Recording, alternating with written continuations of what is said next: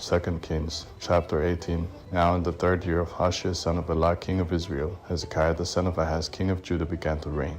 He was 25 years old when he began to reign, and he reigned 29 years in Jerusalem. His mother's name was Abi the daughter of Zechariah.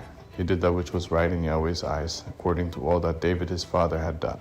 He removed the high places, broke the pillars, and cut down the Asherah. He also broke in pieces the bronze serpent that Moses had made, because in those days the children of Israel burned incense to it, and he called it Nehushtan. He trusted in Yahweh, the God of Israel, so that after him was no one like him among all the kings of Judah, nor among them that were before him. For he joined with Yahweh.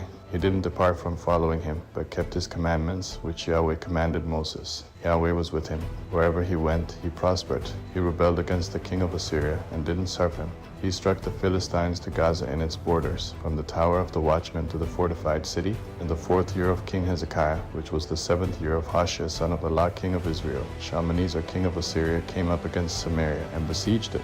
At the end of 3 years they took it.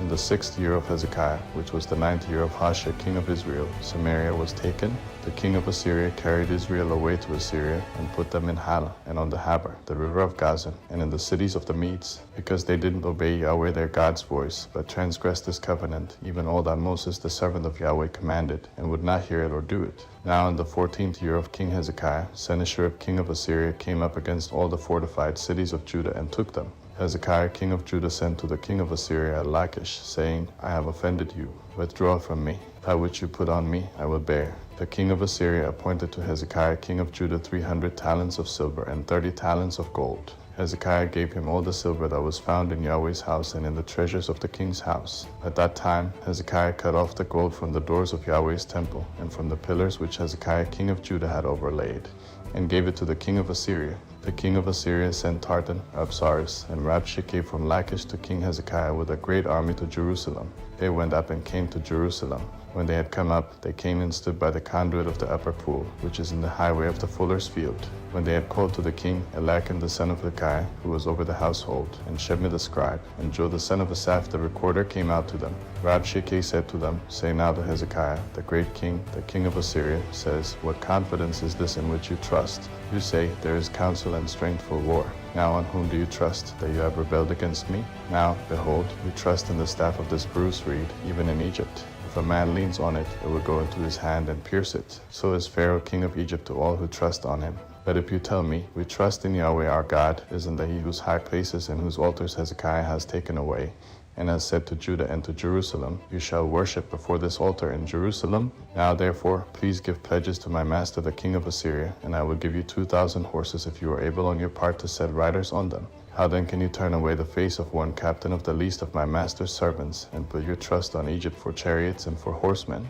Have I now come up without Yahweh against this place to destroy it? Yahweh said to me, Go up against this land and destroy it. Then Eliakim the son of Hilkiah, Shebna, and Joe said to Rabshakeh, Please speak to your servants in the Syrian language, for we understand it. Don't speak with us in the Jews' language, in the hearing of the people who are on the wall.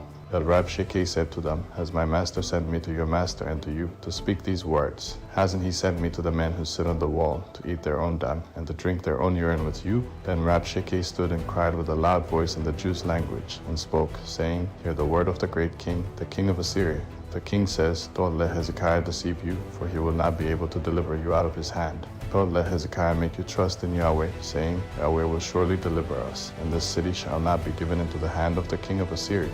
Don't listen to Hezekiah, for the king of Assyria says, Make your peace with me, and come out to me, and every one of you eat from his own vine, and everyone from his own fig tree, and everyone drink water from his own cistern, until I come and take you away to a land like your own land, a land of grain and new wine, a land of bread and vineyards, a land of olive trees and of honey, that you may live and not die. Don't listen to Hezekiah when he persuades you, saying, Yahweh will deliver us. Has any of the gods of the nations ever delivered his land out of the hand of the king of Assyria?